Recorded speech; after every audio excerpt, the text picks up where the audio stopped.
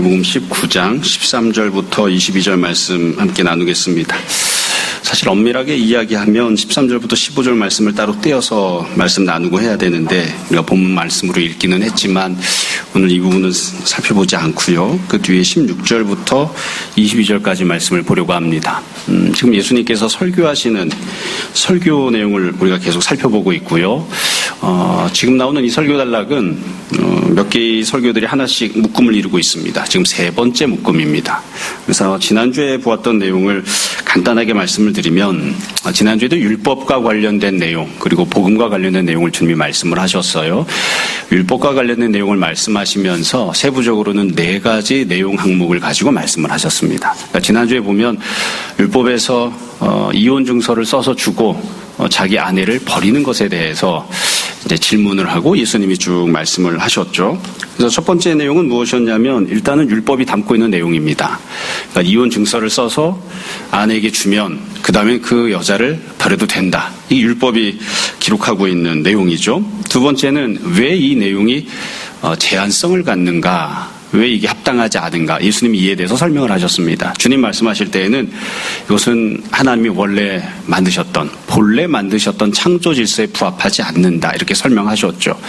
이게 뭐 복잡한 내용이 아닙니다. 하나님이 처음 천지를 창조하셨을 때에는 남자와 여자가 남편과 아내가 서로 동등한 관계이면서 서로 돕는 관계가 되도록 돕는 배필이 되도록 만드셨잖아요. 근데 이후에 시간이 지나면서 율법을 주셨을 때에는 남편이 아내를 버려도 좋다? 이렇게 지금 율법이 들어있으니까 우리가 그냥 상식적으로 생각해 보면 너무 안 맞죠. 처음에 만드신 건 서로 돕는 관계였는데 근데 나중에는 남편이 아내를 버려도 된다. 그러니까 너무 안 맞는 거잖아요. 그래서 예수님이 설명하시면서 하나님이 원래 만드셨던 본래적인 창조 질서와 율법이 주어졌던 그 율법의 내용이 매우 다르다. 그래서 율법은 창조 질서에 부합한 내용을 담고 있지 않다. 그게 율법이 갖고 있는 그런 한계점이다. 이렇게 설명하셨어요. 세 번째 내용 항목은 그렇다면 왜 이렇게 본래적인 질서와 다른 내용을 율법이 담고 있는가? 이걸 설명하셨습니다. 예수님께서는 그건 너희가 죄를 짓고 심판 가운데 있기 때문이다. 죄악 때문에 이와 같이 변형된 하나님의 원래 뜻과 상관없는 그런 율법이 주어진 것이다. 그렇게 말씀하셨고 마지막 네 번째 항목은 그렇다면 도대체 하나님이 정말 원하시는 본래의 질서는 무엇입니까? 여기에 대해서 말씀하셔야 되는데 지난주 설교에서는 그 내용은 생략을 했습니다. 그래서 우리가 도대체 무엇이 남편과 아내의 온전한 관계인지 하나님이 본래 만드셨던 창조 질서인지 사실 명확하게 상세하게 알기는 좀 어렵습니다.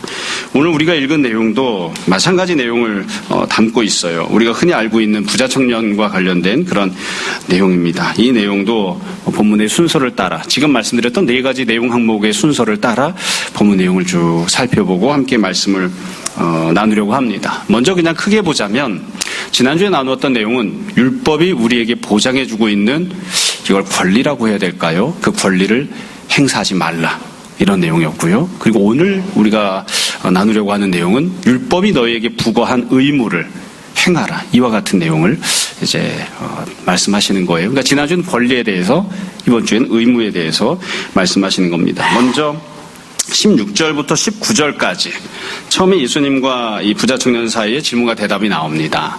16절부터 19절까지 간단하게 볼 거예요. 본문은 길지만 사실은 이거 세팅과 관련되어 있는 율법의 내용이 무엇인지를 이야기하는 그런 내용이거든요. 16절에 보면 어떤 사람이 주님을 찾아옵니다. 그리고 말을 하죠. 선생님, 내가 무슨 선한 일을 하여야 영생을 얻으리까?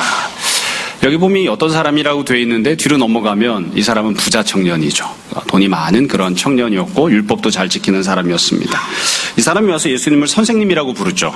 선생님이라고 부른 것은 한편으로 보면 좀 마음에 들지 않습니다. 예수님, 주님, 그리스도 이렇게 불러도 되는데 그렇게 안 불렀으니까 좀 탐탁치 않은 면이 있어요. 그러나 현실적으로는 상당히 나름대로 존경받을 만한 그리고 많은 것을 갖고 있는 사람이 그래도 예수님을 선생님이라고 불렀으니까 상당히 존중하는 그런 마음도 있다. 우리가 이렇게 볼 수 있습니다.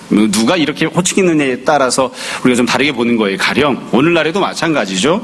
보통 사람이 저를 찾아와서 목사님 이렇게 하면 그렇게 불렀는가 보다 싶은데 만약 삼성그룹의 이재용이 찾아와서 목사님, 선생님 이렇게 부르면 나름 상당히 존중해 준 거죠. 그렇죠? 그러니까 지금 여기서도 이 청년이 예수님을 함부로 대한 것만은 아니고 좀 모자람이 있지만 그래도 상당히 존중해 준 겁니다. 그럼 무엇에 대해서 질문을 했냐면 내가 무슨 선한 일을 하여야 영생을 얻으리까? 질문한 내용도 영생에 대한 것입니다. 매우 바람직합니다. 어떻게 해야 내가 돈을 더 잘 벌까요? 어떻게 해야 성공할까요? 어떻게 해야 내가 결혼을 할까요? 어떻게 해야 내 자녀가 잘 될까요? 이런 어떤 세상적인 질문이 아니고 영생과 관련된 질문을 하고 있잖아요. 그러니까 상당히 영적인 질문을 하고 있습니다. 이런 것을 놓고 보면 굉장히 긍정적으로 우리가 볼 수 있습니다. 여기 대해서 예수님이 대답을 하세요. 17절 예수께서 이르시되 어찌하여 선한 일을 내게 묻느냐. 이거 참 독특하죠. 선한 일을 예수님께 묻지 그럼 누구한테 묻습니까? 그러니까 예수님이 네가 나한테 선하다고 말하는 건 다른 꿍꿍이가 있는 거지. 이제 일단 이런 느낌으로 말씀하신 거예요. 그리고 나서 선한 이는 오직 한 분이시니라. 그러니까 하나님 한 분만 선하시다. 이미 여기서 사실 주님이 말씀하시는 내용을 다 말씀하신 겁니다. 기준을 하나님으로 잡아라. 이렇게 말씀하신 거예요. 선한 분은 오직 한 분 하나님이시다. 네가 생명이 들어가려면 계명들을 지키라. 여러분 우리가 이 내용도 부정하면 안 됩니다. 예수님께서 계명을 지키라고 하셨습니다. 당연히 십계명과 다른 여러 율법들 내용들입니다. 그래서 주님께서 구원을 받으려면 영생을 얻으려면 계명을 지켜야 된다. 이렇게 말씀하신 거예요. 18절에 보면 이 대답을 듣고 나서 이 부자 청년이 주님 앞에 다시 질문합니다. 이르되 어느 계명입니까? 계명을 지켜야 된다고 말씀하셨는데 어느 계명을 지켜야 됩니까? 예수님 대답하십니다. 예수께서 이르시되 첫째 살인하지 말라. 둘째 간음하지 말라. 셋째 도둑질하지 말라. 넷째 거짓 증언하지 말라. 다섯째 네 부모를 공경하라. 결국 이 모든 것을 합치면 네 이웃을 네 자신과 같이 사랑하라. 이 계명들을 지키라. 이렇게 말씀하셨습니다. 그러니까 여기 나오는 이 계명들을 지키면 구원을 받고 영생을 얻을 수 있다 말씀을 하신 거죠. 여러분 이 계명들을 잘 보시면 우리가 10계명을 크게 둘로 나누죠. 1계명부터 4계명까지는 하나님 사랑에 대한 계명, 5계명부터 10계명까지는 이웃 사랑에 대한 계명입니다. 그런데 여기 나오는 모든 계명은 이웃 사랑과 관련된 계명입니다. 그러니까 예수님께서 네가 구원받으려면, 네가 영생을 얻으려면 이웃을 사랑해야 된다. 그리고 이웃을 사랑하라는 하나님의 계명들을 지켜야 된다. 좀 더 직접적으로 이야기하면 선하신 분은 하나님이신데 그 하나님이 주신 선한 계명들을 듣고 알고 지키는 자가 되어야 그래야 구원을 받을 수 있다. 이렇게 말씀하신 겁니다. 한 가지만 짚고 뒤로 넘어갈게요. 늘 말씀드리지만 우리가 구원받는 건 믿음으로 받는 거죠. 그렇다고 해서 하나님 계명을 안 지켜도 그냥 내가 믿음으로 구원받는다. 글쎄요. 저는 그렇게 얘기 못하겠습니다. 성경을 보면 네가 계명 안 지켜도 함부로 살아도 아무렇게나 살아도 아주 과격하게 이야기하면 이웃을 패 죽여도 믿음만 가지면 구원받는다. 그렇게 얘기하지 않습니다. 우리가 하나님이 주신 말씀과 계명을 잘 알고 순종해야 됩니다. 자, 그러면 진짜 우리가 나누려고 하는 내용은 그 뒤에 20절부터 22절까지입니다. 오늘 우리가 중점을 두고 살펴보려고 하는 내용은 여기에요. 이 부자 청년이 예수님 앞에서 이렇게 다 이야기했잖아요. 제가 계명 다 잘 지켰습니다. 가끔가다 제가 농담처럼 이야기하지만 만약에 남편감으로 찾자면, 사위감으로 찾자면 여기 이 질문 던진 사람 굉장히 훌륭한 사위감이에요. 일단 돈이 많죠. 그렇죠? 부자잖아요. 그 다음엔 관심도 영적인 데 있죠. 돈이 많은데 그 돈을 가지고 어떻게 물질적으로 쾌락을 누리며 살까? 여기에 관심이 있는 게 아니라 영적인 부분에 관심을 갖고 있잖아요. 그러니까 참 훌륭한 사람이에요.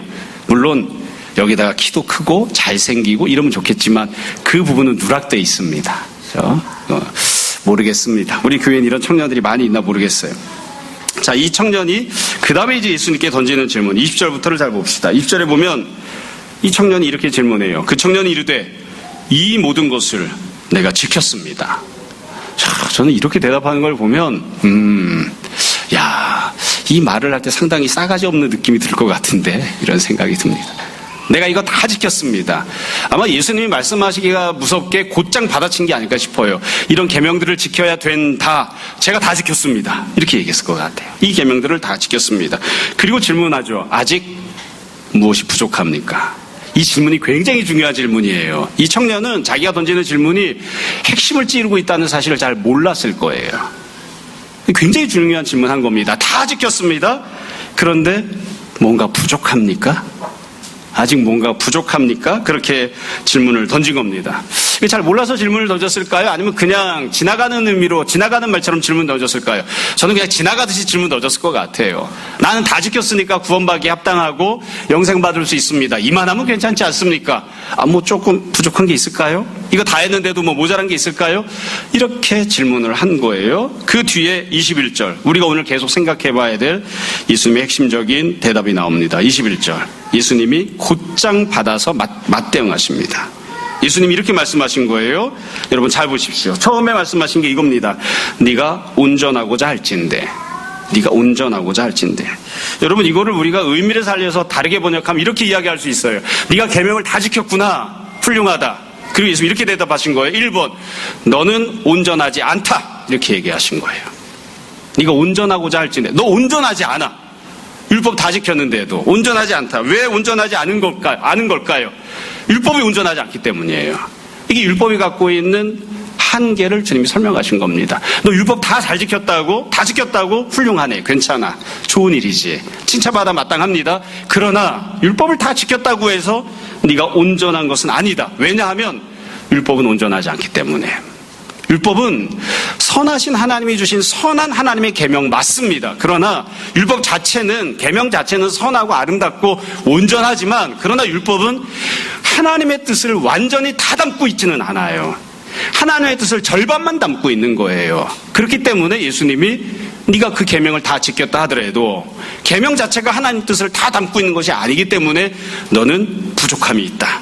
온전하지 않다. 이렇게 말씀하신 겁니다. 이게 우리가 오늘 꼭 생각해야 되는 율법이 갖고 있는 두 번째 속성입니다. 제한성이에요. 지난주에 보았던 내용을 보면 율법은 본래적이지 않아요. 하나님이 원래 만드셨던 창조 질서를 담고 있는 게 아니에요. 죄를 지었기 때문에 심판 가운데 있는 사람들에게 그 가운데서 어떻게 살아야 할지를 제한성을 가지고 제정해 주신 게 율법이고요. 또 지금 이야기하시는 예수님 말씀은 율법은 온전하지 않습니다. 율법은 하나님이 갖고 있는 뜻을 다 담고 있지 않아요. 다 알려주지 않습니다. 이거 어려운 내용이 아닙니다. 제가 가끔씩 늘 이야기하는 거예요. 여기 본문에 보면 이웃사랑과 관련된 계명이 나오죠. 간음하지 말라, 살인하지 말라, 도둑질하지 말라. 간단합니다. 간음을 안 했어요. 그럼 내가 율법을 지킨 거잖아요. 하나님 뜻에 순종한 게 맞습니다. 그러면 간음을 안 하면 그것만으로 행복한 가정생활을 꾸릴 수 있나요? 내가 간음을 안 하면 내 아내가 행복합니까? 내 남편이 행복합니까? 도둑질하지 말라고 했죠. 도둑질을 안 했습니다. 도둑질을 안 했으니까 당연히 하나님 말씀에 순종한 거죠. 그러면 도둑질을 안 하면 사회가 아름답습니까? 그게 아름답고 온전한 관계가 형성되나요? 아니잖아요. 하나님이 원하시는 건 남편과 아내가 서로를 동등히 여기고 서로를 돕고 할 수만 있다면 자기를 부인하고 자기 십자가를 감당해 주면서라도 서로를 참 섬겨주는, 그게 하나님이 원래 원하시는 거예요. 하나님의 온전한 뜻이에요. 그런데 남편이 아내를 향해서, 아내가 남편을 향해서 나는 간음하지 않았어. 나는 부정한 일을 하지 않았어. 그러니까 나는 당신에게 할 바를 다 했다. 이렇게 이야기할 수 있나요? 그러니까 우리가 율법을 다 지키면 율법을 지킨 것 자체는 훌륭한 일이지만 하나님이 갖고 있는 뜻을 우리가 약 50%만 이룬 겁니다. 절반만 성취한 거예요. 절반만 순종한 것이지 율법을 지켰다고 해서 하나님 뜻을 우리가 다 이루었다. 이렇게 말할 수 없는 거죠. 그러니까 예수님이 지금 그 설명을 하신 거예요. 네가 율법을 다 지켰느냐? 훌륭하다. 칭찬받을 만한 일이 맞다. 그러나 율법 자체가 온전하지 않기 때문에, 율법 자체가 하나님의 뜻을 다 담고 있는 것이 아니기 때문에, 그래서 네가 율법을 지킨 것만으로 구원을 받았다, 영생을 얻었다, 하나님 뜻을 다 이루었다, 그렇게 말할 수 없다. 그렇게 말씀하시는 거죠. 다시 말씀드립니다. 내가 평생 도둑질하지 않았습니다. 그렇다고 해서 내가 도둑질하지 않았다고 해서 내 옆에 이웃이 굶어 죽는 것을 그냥 가만히 쳐다보고 있었다면 내가 과연 하나님의 뜻대로 순종했다고 말할 수 있는가? 이건 굉장히 별개의 문제인 거죠. 그래서 지금 예수님께서 그와 같이 말씀하신 거예요. 여러분, 그렇다면 왜 하나님께서 이 모든 걸 다 알고 계시면서도 하나님의 뜻을 100% 완벽하게 담고 있는 율법을 안 주시고 하나님의 뜻을 50%만 담고 있는 율법을 우리에게 주신 걸까요? 그 이유에 대해서는 예수님이 설명하지 않으셨어요. 그러나 우리가 앞에 나왔던 예수님의 설교를 기억하면, 인간이 죄를 짓고 살기 때문에 하나님이 주시는 하나님의 뜻을 100% 완벽하게 다 순종하고 실천하고 살기가 어렵겠구나. 그래서 하나님께서 나름대로 가장 낮은 수준의 어떤 가이드라인 정도를 제시하신 게 아닌가 싶습니다. 그 뒤에 예수님께서 마지막 네 번째 항목 말씀하시는 게 이거예요. 그러면 하나님이 정말로 원하시는 하나님의 온전한 뜻은 무엇인가? 율법은 절반만 담고 있다면 모든 것을 하나님이 다 말씀을 안 하셨지만, 그러나 하나님이 정말로 원하는 것은 무엇인가? 하나님의 온전한 뜻은 무엇인가? 그걸 예수님이 설명하셨습니다. 두 가지로 설명하셨어요. 우리가 다 알고 있는 내용입니다. 21절 다시 한번 보세요. 뒤에 가시면 이렇게 되어 있죠. 첫 번째 항목입니다. 가서 네 소유를 팔아 가난한 자들에게 주라. 이게 예수님 말씀하신 이웃사랑과 관련되어 있는 하나님의 온전한 뜻입니다. 너무 부담스럽지만 다시 한번 눈을 크게 뜨고 보자고요. 가서 네 소유를 팔아 가난한 자들에게 주라. 이게 하나님의 뜻입니다. 이게 언제나 이 설교할 때마다 제가 부담돼요. 이 본문을 하도 여러 번 해가지고 이 얘기도 몇 번 드렸죠. 예전에 우리 교회가 처음에 낙성대 지하실에 개척을 한 뒤에 저쪽으로 이사를 갔습니다. 이사를 갔다가 다시 왔는데, 이사를 여기저기 다니다가 어느 날 제가 이 본문 설교를 할 순서가 되었어요. 이 본문을 읽었는데 마음이 괴로운 거예요. 왜 괴롭냐면 저는 돌아가서 내가 갖고 있는 소유를 팔아서 구제를 해본 적이 없어요. 여러분은 갖고 있는 소유를 팔아서, 이게 지금 네가 갖고 있는 남은 재산을 쓰고서 남은 돈을 구제하는 데 쓰라 이런 내용이 아니잖아요. 가서 네가 갖고 있는 소유를, 재산을 팔아서 구제하는 데 쓰라고 명령하신 거거든요. 나 이렇게 해본 적이 없어요. 이렇게 해본 적이 없는데 이거 어떻게 설교할까? 그래서 제일 싼 거 하나 팔기로 했습니다. 금반지. 우리 아이들 어렸을 때, 그때는 이제 금이 그렇게 많이 비싸지 않아서 돌 이렇게 되면 사람이 금반지를 해왔거든요. 그거 녹여서 나중에 결혼하면 금반지로 결혼반지 퉁치려고 갖고 있었는데, 하나 팔자. 그래서 하나 팔아서 구제했어요. 그리고 설교하라고 앞에 서보니까 우리 교회가 갖고 있는 소유물 중에 무언가를 팔아서 구제해 본 적이 있나? 없더라고요. 그래서 그때 설교 시간에 곧장 물었잖아요. 우리 눈 뒤에 저쪽에 한쪽에는 에어컨이 보이고 저쪽에는 온풍기가 보인다. 자, 손들어서 우리 다수결로 적합시다. 에어컨 팔아서 구제하기 원하는 사람, 온풍기 팔아서 구제하기 원하는 사람. 여름이었습니다. 모두가 다 온풍기를 팔자. 네? 그래서 온풍기 팝시다. 온풍기 팔아서 구제하고 그 다음에 이거 생각해 봅시다. 그래서 온풍기를 팔기로 한 거예요. 온풍기를 팔아서, 그때 우리가 구제하고 있었던 기관이 있었는데 아이들 돌보고 있었던 공부방이 있었습니다. 거기다가 제가 연락을 넣었어요. 우리가 이러이러한 여차여차한 사정이 있어서 온풍기를 거기다가 기증하기로 했습니다. 이거 팔아서 우리가 기증하려고 하는데 혹시 원하시면 저희가 온풍기를 그냥 통째로 드리겠습니다. 팔아서 돈으로 드릴 수도 있고 온풍기를 통째로 드릴 수 있습니다. 제가 많이 배려해서 온풍기 가져가는 비용도 우리가 부담할게요. 원하시는 대로 하십시오. 그랬더니 온풍기를 통째로 달라 그러시더라고요. 그거 기름 온풍기입니다.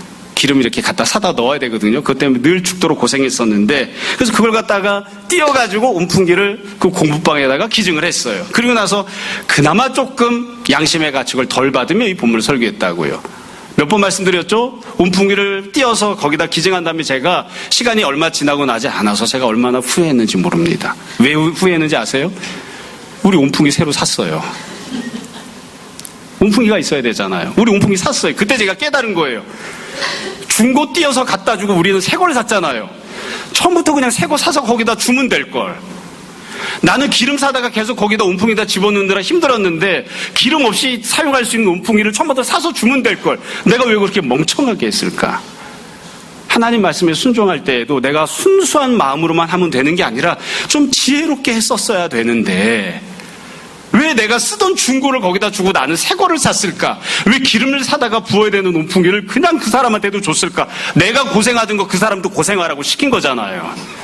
처음부터 그냥 좋은 온풍기를 사서 줄 걸. 지나고 나서 그런 생각을 했었다고요.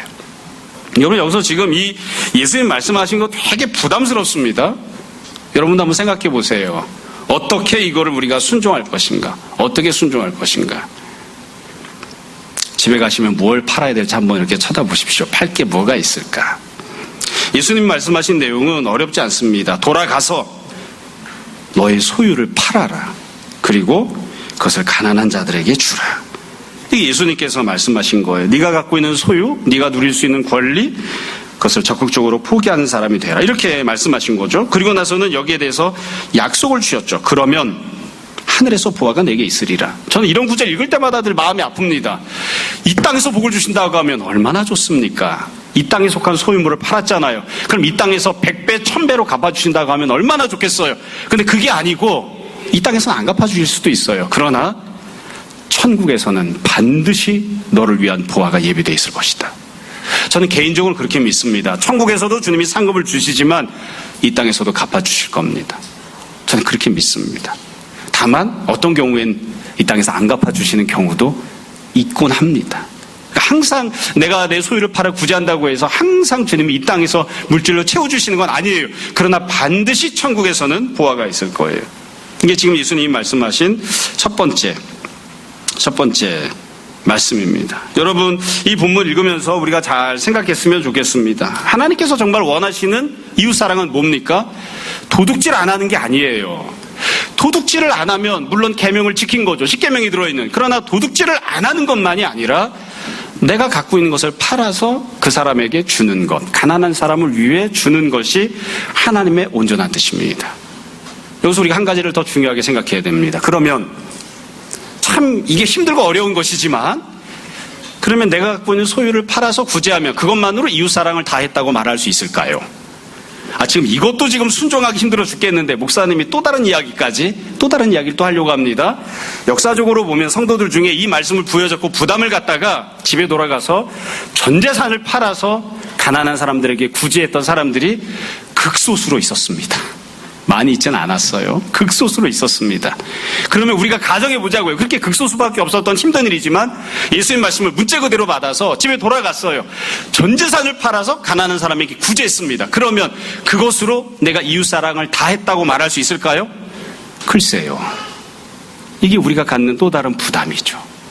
여러분, 이웃사랑과 관련되어 있는 10계명에 도둑질하지 말라, 이거 있잖아요. 이거에 대해서는 전 재산을 팔아서 구제하면 우리가 하나님 말씀대로 순종했다고 말할 수 있습니다. 그러면 10계명 중에는 도둑질하지 말라만 있는 게 아니라 간음하지 말라도 있죠. 살인하지 말라도 있죠. 살인을 안 했어요. 여기 어지간한 분들은 다 살인 안 했을 거예요. 축하드립니다. 다 계명을 지키신 거예요.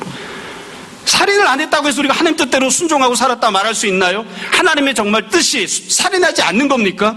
아닙니다. 살인하지 말라와 정반대되는 하나님이 정말로 원하시는 건 뭘까요? 내가 그 사람을 미워하지도 않고 어떻게 해서든 그 사람이 잘 지낼 수 있게끔 내 온 힘을 다해서 죽을 똥살똥 그 사람을 섬겨주는 삶을 사는 걸 하나님이 원하시는 거죠. 그러니까 전 재산을 다 팔아서 구제를 하는 것만이 아니라 내가 내 옆에 있는 이웃을, 내 옆에 있는 성도를 살려내기 위해서 내가 할 수 있는 모든 힘을 다해서 그 사람을 돌보고 섬기고 그 사람을 위해 무언가를 감당해 주는 거, 그거 해야 돼요. 그걸 안 하면 살인하지 않아도 그래도 그건 율법을 다 지켰다, 하나님 말씀을 다 지켰다, 이렇게 말할 수 없는 거죠. 그래서 지금 예수님은 여러 가지 내용 중에 딱 하나만 말씀하신 겁니다.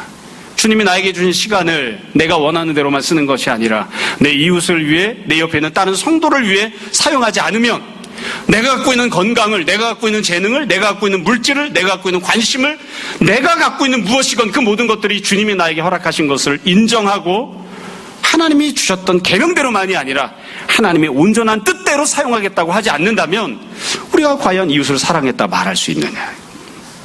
예수님은 그냥 한 가지만 말씀하신 거죠. 한 가지만 말씀하셨지만 사실 이것만 했다고 이웃을 사랑했다 이렇게 말하기는 어려운 겁니다. 그래서 여러분, 우리가 다 이 내용을 읽으면서 다 알고 있습니다. 똑같이 고백해요. 내가 전 재산을 팔아 이웃을 구제하지 못합니다. 그렇기 때문에 내가 설령 도둑질하지 않았어도, 내가 나의 소유 중에 일부를 내 이웃을 위해서 구제하는 데 사용했어도 내가 주님 앞에 이웃을 사랑했다고 고백할 수 없습니다. 기준을 무엇으로 잡느냐에 따라 다른 거죠. 내가 내 옆에 있는 사람을 섬겼노라고 그렇게 말할 수 없습니다. 그래서 우리는 모든 것을 다 했어도 주님 앞에 나는 떳떳합니다, 나는 합당합니다, 나는 이웃을 섬겼습니다, 그렇게 말할 수 없습니다. 그게 우리가 갖고 있는 모습이죠. 지금 이 부자 청년은 그래서 지금 황당하고 당황스러운 거예요. 이만하면 되었다. 율법이 나를 정죄하지 않으니까, 내가 율법을 다 지켰으니까, 계명을 다 지켰으니까 나만큼만 하면 괜찮지 않아? 이렇게 생각하는. 그런데 예수님으로부터 하나님이 정말 원하시는 건 그게 아니야. 하나님이 정말로 원하시는 일은 그 정도가 아니야. 이 이야기를 들으면서 아마 매우 당황해하지 않았을까 싶습니다. 여러분, 그리고 예수님께서 두 번째로 하신 말씀은 이거예요. 21절 끝에 그리고 와서 나를 따르라. 지금 돌아가서 재산을 팔아서 가난한 자를 위해 구제하고 다시 돌아와라. 그리고 나를 따르라. 여러분, 이게 참 논리적으로 생각하면 굉장히 어려운 말이지만 현실적으로 보면 굉장히 단순한 겁니다. 재산에 있어서, 물질에 있어서 예수님 뜻대로 이렇게 다 팔아서 구제하는 데 썼다면 다른 부분들은 앞으로 예수님을 따라가면 어떻게 될까요? 이루 형언하기 어려울 것 같습니다. 그러니까 이제 만약 돌아와서 예수님을 따른다, 모든 부분들에 있어서 오직 예수 그리스도만을 기준 삼는다. 십계명 기준 삼는 게 아니고 세상 사람들 기준 삼는 게 아니고 오직 예수 그리스도만을 기준 삼는다고 하면 앞으로 도대체 얼마만큼 희생하고 헌신해야 할지 가늠하기도 어렵습니다. 그 예수님께서 지금 그걸 요구하시는 거예요. 너의 기준은 하나님, 예수님인 것이지 뭐 계명이거나 아니면 세상 사람들이거나 그게 아니다. 네 옆에 있는 사람들이 안 한다고 해서 너도 안 해도 되는 게 아니야. 네 옆에 있는 사람이 인정해 준다고 해서 네가 인정받을 만한 삶을 살고 있는 것도 아니야. 이게 지금 예수님이 말씀하신 거니까요. 마지막으로 22절입니다. 22절을 보면 이 청년이 보였던 반응이 나옵니다. 우리가 이 22절을 읽으면서 모두가 다 나름대로 공감을 하고 이 청년을 긍휼히 여기는 마음을 갖습니다. 왜냐하면 우리도 다 이와 비슷하거든요. 이 청년이 어떻게 했는가? 22절, 그 청년이 무엇이 많음으로? 재물이 많음으로. 이 말씀을 듣고 근심하며 가니라.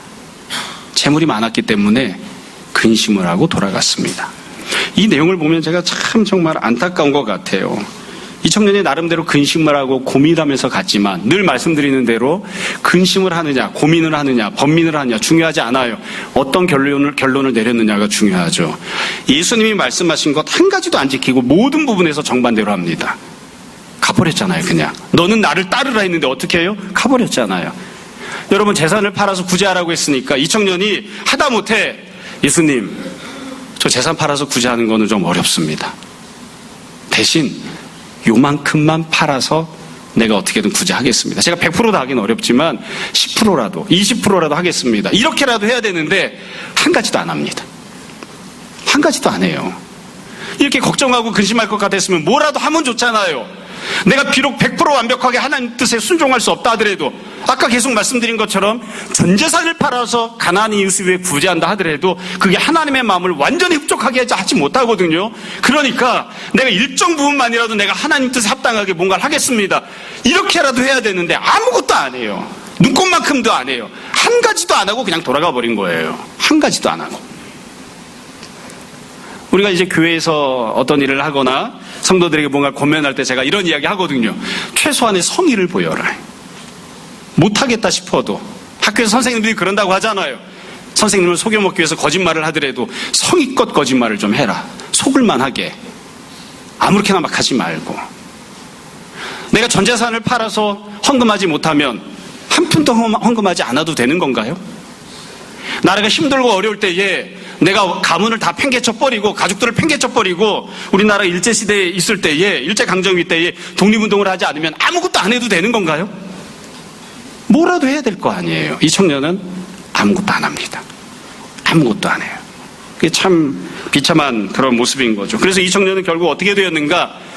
자기가 지키고 싶은 걸 지킵니다. 재산을 지키죠. 그리고 더 이상 예수님한테 안 올 겁니다. 예수님한테만 오지 않으면 사람들로부터는 인정받고 존경받고 그러면서 괜찮은 사윗감으로 괜찮은 남편감으로 남아있을 수 있거든요. 예수님한테 오지만 않으면 돼요. 이 청년은 자기의 재산을 지키죠. 동시에 무엇을 잃었을까요? 이 청년이 잃은 게 있습니다. 주님이 약속하신 천국의 보화를 잃었습니다. 그리고 예수님의 13번째 제자가 될 수 있는 기회를 놓쳤죠.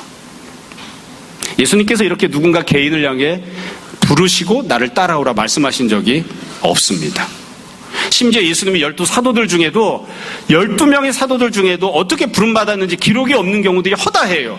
이 청년은 그냥 부담스러운 과정이라고만 생각했겠지만 그러나 지금 주님께서 아무에게도 주지 않던 특별한 기회를 이 청년에게 주고 계신 거거든요. 이때 덥석 잡았어야 돼요. 우리도 사실 안 잡았겠지만 그러나 만약 과거로 돌아가서 이런 부름을 내가 받았다 했으면 어땠을까요? 잡았겠죠.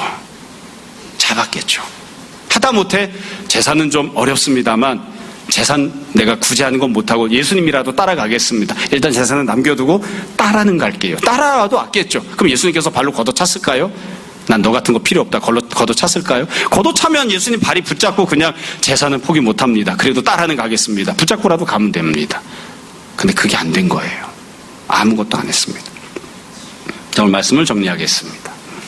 내용이 어렵지 않습니다. 앞부분에 어린아이와 같은 내용을 건너뛰어서 그것을 설명했으면 조금 시간이 많이 걸렸을 텐데 건너뛰다 보니까 시간이 많이 남네요. 오늘 말씀을 정리하려고 합니다. 몇 가지 말씀드리려고 합니다. 내용이 복잡하지도 않고 어렵지도 않아서 정리할 내용도 매우 간단합니다. 여러분, 율법은 제한성을 갖고 있습니다. 지난주에 이어 오늘도 마찬가지입니다. 율법이 갖고 있는 제한성, 첫 번째는 지난주에 나눴던 말씀대로 율법은 본래적인 게 아닙니다. 하나님이 본래 주시려고 했던 내용이 아니라 인간이 죄를 짓고 악하게 살면서 그 악한 상황 속에서 하나님께서 어쩔 수 없이 주신 명령들이에요.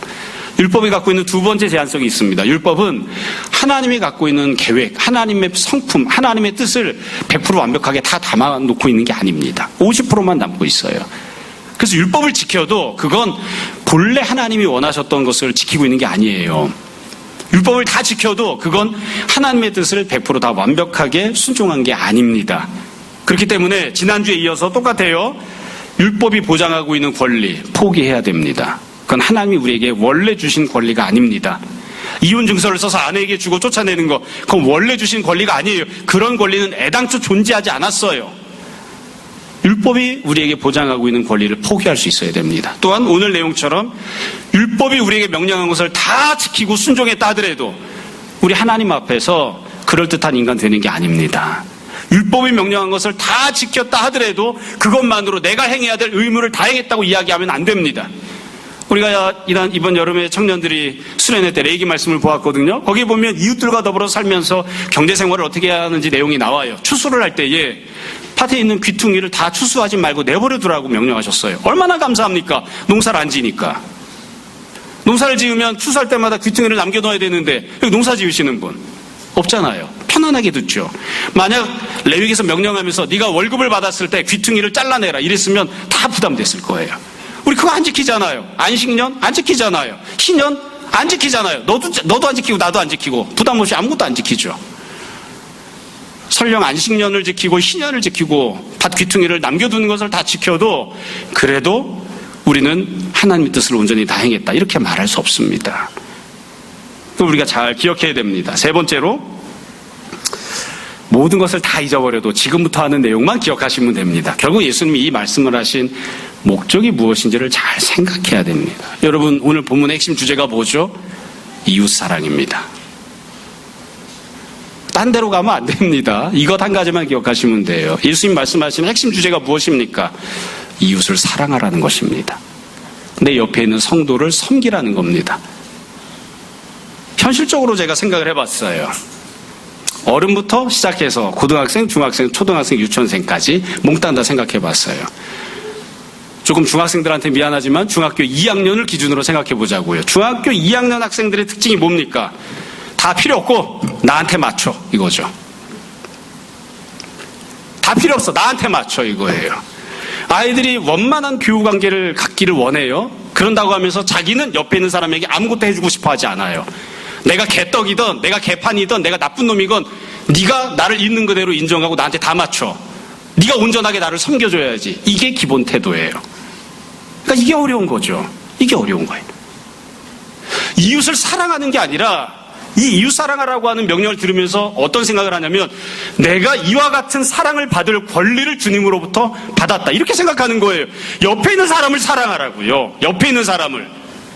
너 자신에게만 관심을 갖지 말고 나 자신에게만 몰두하지 말고 네 옆에 있는 사람을 바라보라고요. 교제를 하고 싶으면 네가 먼저 찾아가서 손을 내밀라고요. 누군가와 사귐을 누리고 싶으면 네가 가서 옆에 있는 사람을 섬겨주라고요. 왜 가만히 우두커니 앉아가지고 섬김을 받으려고 하느냐 이거. 좀 격하게 이야기하면 안 해야 되겠다 격한 얘기를. 왜 가만히 앉아서 받아 처먹으려고만 하느냐고. 꼬라지도 온전하지 못한 주제에 내 꼬라지를 그대로 인정해주고 내가 어떤 개판이든 너는 나를 섬겨줘야지. 왜 그런 태도를 갖고 사느냐고요. 근데 온 세상이 다 그렇게 되었습니다. 온 세상이 그렇게 되었어요. 너 중심으로 살지 말고, 너를 기준으로 살지 말고 하나님을 섬기는 자로 살라. 네가 무엇이 기분 나쁜가, 네가 무엇에 너에게 어떤 것이 유익되는가, 그런 거 말고 하나님을 기준으로 살라. 하나님을 섬기며 사랑하는 자로 살라.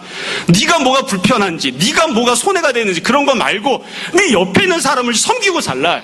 이게 지금 예수님 하신 말씀이잖아요. 그렇게 하고 놓고 보면 옆에 있는 사람을 위해서 한 번도 손을 내밀어 보지도 않았는데, 옆에 있는 사람이 불편해할 것 같으면 그 사람을 위해서 내가 무언가를 조금 더 섬겨주지도 않았는데 무슨 늘 말씀드리는 거예요. 애들을 이와 같이 개판으로 만들어 놓는 게 누굽니까? 부모죠. 자기 자식만 귀하죠. 내 자식을 왜 귀하게 키우는 걸까요? 왜 아끼고 키우는 거죠? 옆에 있는 사람, 섬기는 사람이 되게끔 내 자식을 키워야 되는 거예요. 사실 과거에는 너무 내가 희생해야 되고, 내가 섬기고, 내가 낮아지고, 나는 죽을 써도 옆에 있는 사람을 돌봐야지, 이게 너무 강한 때들이 많이 있어서 꼭 굳이 그렇게만 해야 되나, 이런 의식들이 좀 있었어요. 근데 요즘은 어떠냐면, 아니 도대체 이렇게 옆에 있는 사람을 돌보지 않고, 옆에 있는 사람을 배려하지 않고, 지가 대단히 뭐 얼마나 기분 나쁜 게 있다고 저렇게 우거지상을 쓰고 앉아있는 거야. 네가 우거지상을 쓰고 있는 걸 보면 옆에 있는 사람이 기분이 상하잖아. 기분이 나빠도 옆에 있는 사람을 위해서 좀 웃어주라고. 이렇게 말하는 저도 지금 우거지상을 쓰고 있죠. 옆에 있는 사람을 생각해 보라고. 옆에 있는 사람을. 내가 힘들어도 옆에 있는 사람을 위해서, 내가 좀 손해가 돼도 옆에 있는 사람을 위해서. 그게 지금 예수님이 하신 명령이에요. 근데 항상 어떤 생각을 하냐면, 내가 원하는 대로 살고 싶고, 내가 하고 싶은 것은 다 하고 싶고, 지금 당장 옆에 있는 사람이 손해를 보건 불편하건 여하튼 내가 기준으로 살고 싶고, 이게 지금 문제인 거예요. 예수님 말씀하신 핵심 주제가 뭡니까? 이웃사랑입니다. 관심을 옆으로 돌려야 돼요. 옆에 있는 사람에게로. 다시 말씀드립니다. 가장 아름답고 행복하고 가치 있는 삶은 어떤 삶입니까? 제가 아이들이 대학교 입학 시험 볼 때마다 우리 아이들뿐만 아니라 다른 아이들에게도 늘 이야기합니다. 면접 보러 가면 항상 기준을 갖고 이야기해라. 예수님 믿는 사람은 여기서 두들기건 저쪽에서 두들기건, 이런 질문을 던지건 저런 질문을 던지건 항상 똑같이 대답해야 된다. 대답은 정해져 있어요. 가장 아름답고 행복한 삶이 무엇인가요? 자아를 성취하고 사회에 기여하고, 아닙니다. 하나님을 사랑하고 이웃을 섬기며 사는 것입니다. 그게 가장 가치 있고 아름다운 삶이에요. 내가 주님을 닮은 모습으로 나 자신을 처소 복종시키고 하나님을 섬기는 자로, 예배드리는 자로 살기 원합니다. 내가 내 주변에 있는 사람들을 섬기기 위하여 그렇게 살아가기 원합니다. 내가 돈을 버는 것도, 공부를 하는 것도, 내 자신이 잘 먹고 잘 살고 내가 성공하는 것이 아니라 내 옆에 있는 사람에게 유익을 주기 위하여, 내가 복의 통로로 쓰임받고 나는 설령 십자가를 지더라도 내 옆에 있는 사람이 주님이 주시는 복을 받아 누리는 사람이 되게 하고자 내가 그것을 위하여 노력하고 성실히 땀 흘리며 살아가고 있는 것입니다. 나는 그게 가장 아름답고 보람 있는 인생이라고, 하나님이 기뻐하시는 인생이라고 생각합니다. 섬기며 살기 원합니다. 저에게 맞춰주시지 않아도 됩니다. 제가 맞춰드리겠습니다. 저를 섬겨주시지 않아도 됩니다. 제가 섬겨드리겠습니다. 저를 위해서 당신이 희생하지 않아도 됩니다. 제가 당신을 위해 희생하고 섬겨드리겠습니다. 그게 예수님 믿는 사람이 사는 길이죠. 예수님이 지금 그렇게 명령하고 계신 거예요. 답답합니다. 교회 안에서도 목사는 성도를 위해서 희생할 줄 모르고, 조금만 더 봉급 많이 주고 숫자가 많은 교회가 나면 달랑 도망가 버리고, 저는 부른 데가 없어서 못 갑니다. 부른 데가 있어도 안 갈 겁니다. 성도는 조금만 더 괜찮은 교회가 있다고 하면 조금이라도 자기 유익을 찾아서 이곳저곳을 다 떠돌아다니고, 남편은 부인이 힘들건 죽게 생겼건 아무 신경 쓰지 않고 자기 편한 대로, 자기 살고 싶은 대로 가서 돈이나 팍팍 부려먹고, 자녀는 부모의 등골을 빼먹고 있는지 어쩐지 모르고, 어쩌다 보니까 등골 메이커라는 게 나왔잖아요. 꼭 그런 파카를 입어야 됩니까?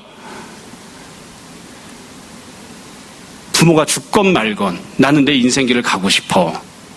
자녀가 죽건 말건 나는 내가 살고 싶은 대로 살고 싶어. 교회도 다 그렇잖아요. 예수님 지금 말씀하신 핵심 주제가 뭐예요? 이웃사랑입니다. 이웃사랑. 여러분, 그래서 우리가 문자적으로 놓고 보면, 내가 돌아가서 물건을 팔아서 구제한 적이 있나, 이걸 생각해 봐야 되고요. 조금 더 그보다 낮은 차원, 저차원적으로 본질적인 측면을 생각하자면 나는 내 옆에 있는 사람에게 관심이 있나? 나는 내 옆에 있는 사람이 잘 되기를 원하나? 나는 내 옆에 있는 사람을 배려하기를 원하나? 내가 편한 대로 하지 말라고요. 내가 원하는 대로 하지 말고. 그게 예수님이 주시는 근본적인 가르침입니다. 더 많이 이야기하면 잔소리입니다. 여러분, 하나님을 사랑하고 이웃을 섬기며 삽시다. 그게 주님이 기뻐하시는 삶이고 그게 주님이 원하시는 삶입니다. 내가 조금 불편해도 내 옆 사람이 편안하게, 내가 조금 희생해도 내 옆 사람이 복을 누리게, 내가 나의 것을 팔더라도 내 옆에 어려운 사람이 구제받게, 그렇게 우리가 살 수 있었으면 좋겠습니다. 말하는 것, 행동하는 것, 표정 짓는 것, 생각하는 것, 모든 것들이 다 사랑, 섬김, 희생, 그런 모습이 될 수 있었으면 좋겠습니다. 주님께서 우리에게 이런 마음 주시고 또 이렇게 행동할 수 있는 귀한 믿음 허락하시기를 주님 이름으로 축원합니다. 잠시 기도하겠습니다. 오늘 말씀을 정돈해 보십시오. 이 시간 우리 함께 잠시 회개와 결단의 기도합시다. 기도하겠습니다.